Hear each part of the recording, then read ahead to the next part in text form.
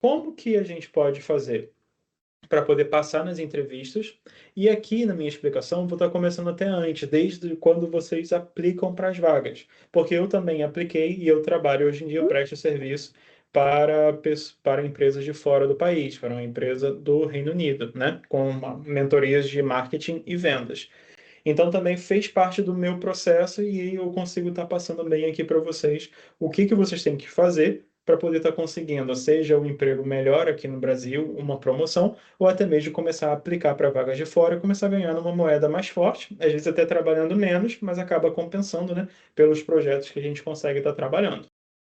O primeiro aspecto aqui que a gente precisa poder entender, e é um aspecto mais cultural, é com relação ao currículo. E isso se aplica para as vagas aqui do Brasil e também para vagas internacionais. Por quê? A gente precisa entender primeiramente aqui. O currículo brasileiro, a gente tem até algumas pessoas aqui que trabalham, né, com RH, é um currículo longo, tem muita informação, datas, descrição detalhada, são textos e textos. Tem às vezes currículos que você pega de um candidato que tem 4, 5 páginas, e isso é cansativo e isso dificulta também ali o processo de quem está fazendo o recrutamento de contratar a pessoa. O que a gente pode aprender com isso? O currículo internacional, ele é um pouco diferente, ele é mais direto. Assim como a gente já vê em várias das nossas aulas e nos treinamentos, que eu sempre falo com vocês, ó, enxuga, vai mais direto, a expressão é assim que você vai utilizar. Com o currículo vai ser a mesma coisa. Ele é mais direto, ele é focado em resultados, skills e impacto. Então, por conta disso, um monte de informação pessoal, por exemplo, que a gente coloca aqui, CPF, RG, idade, estado civil e tal, tal, tal, em inglês a gente não coloca. O currículo ele vai direto ao assunto do que a gente está procurando. Foque em achievements. Achievements, pessoal, são conquistas. Você sempre vai focar nas conquistas que você teve nos seus trabalhos anteriores e como que eles foram. Entendeu? Então, por exemplo, aqui, ó, led a team of 5, reduced costs by 15%. Então, liderei um time de 5 pessoas, reduzi custos em 15%. Então, quando você coloca esses marcos da sua vida, isso chama muita atenção dos recrutadores de lá de fora. E os recrutadores daqui do Brasil estão começando a fazer a mesma coisa também. Então, quando você trabalha com esses dados, você traz mais para perto de você e a pessoa vê que você realmente tem um potencial e tem aquela capacidade ali técnica. O formato ideal é de uma, no máximo 2 páginas, se você tiver muita experiência, às vezes muito curso, em 2 páginas ele fica tranquilo. Aqui, por exemplo, eu peguei 2 currículos e a gente vai estar dando uma analisada em alguns pontos aqui. Esse aqui é um típico currículo brasileiro, como a gente falou, né? Longo, com informações pessoais, datas e descrições detalhadas. Esse daqui, ele ainda tá legal, ele tá mais resumido, mas tem uns outros, como eu falei, que você pega e tem aí umas 5 ou 6 páginas fácil de currículo. Então, aquilo ali é muito desgastante de você ler. E às vezes a mesma função que você fez em uma empresa, como fez em outra, fica repetindo, repetindo, repetindo, e aquilo ali fica muito difícil. Então, o currículo brasileiro, você vê que ele é bem assim, ele é grande, a questão da foto aqui que não está muito legal, está uma foto muito próxima do rosto, a diagramação também, algumas cores fortes. Como seria o padrão de um currículo para lá fora? Esse aqui é o currículo que a gente chama de Europass, ok? É o currículo que a gente utiliza muito quando você está aplicando para trabalhos, para o visto também, quando você quer aplicar para visto de trabalho lá para fora ou de estudante, quando você aplica para universidades e para fazer MBAs ou executives. Então, isso daqui é como que a gente manda.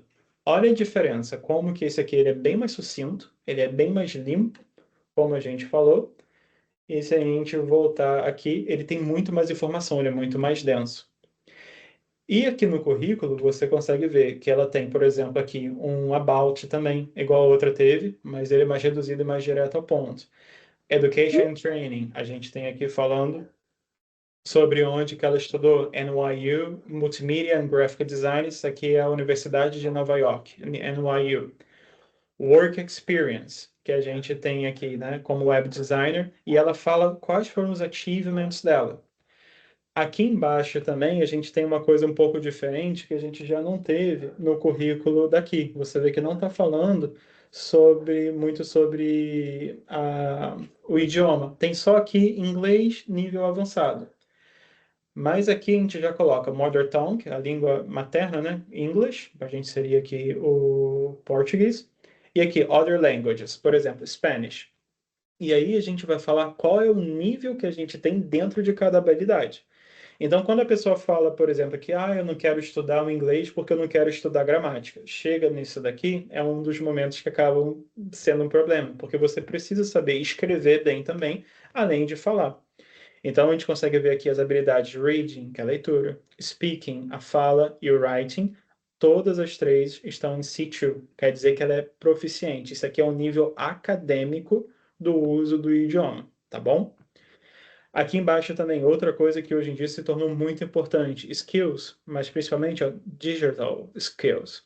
Microsoft Office, WordPress, Photoshop, email marketing, Google Docs, Google Drive, Outlook. São habilidades digitais que a pessoa tem. Hoje em dia, a gente, por exemplo, trabalhando aqui, né, com óleo e gás e algumas outras áreas também. Falando do óleo e gás, porque a maioria de vocês são do setor.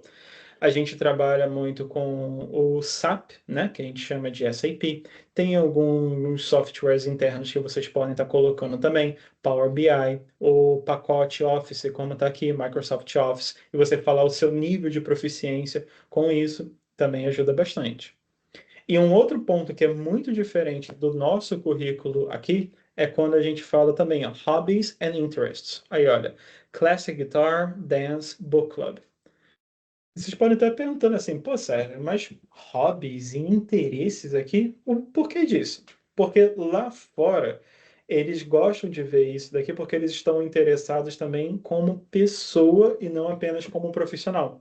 Então, quando você mostra que você tem alguns interesses, no meu caso aqui, por exemplo, eu gosto muito de música, eu gosto de esporte, de aventura, de viajar, é interessante que você pode colocar aqui porque isso chama atenção e isso provavelmente vai ser utilizado como um quebra-gelo, um icebreaker quando você estiver na entrevista. Então, é mais uma estratégia que você tem para poder estar puxando isso para o seu lado.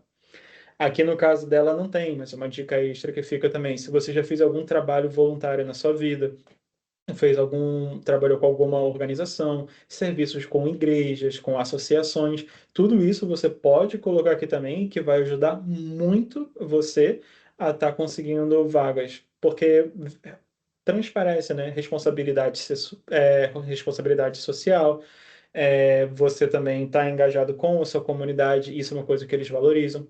Se você já tiver viajado para fora do país, você pode colocar aqui também que você teve experiência no exterior, mesmo não sendo de trabalho, mas você já viajou, em quais países que você foi, quanto tempo você ficou, porque tudo isso conta e conta muito.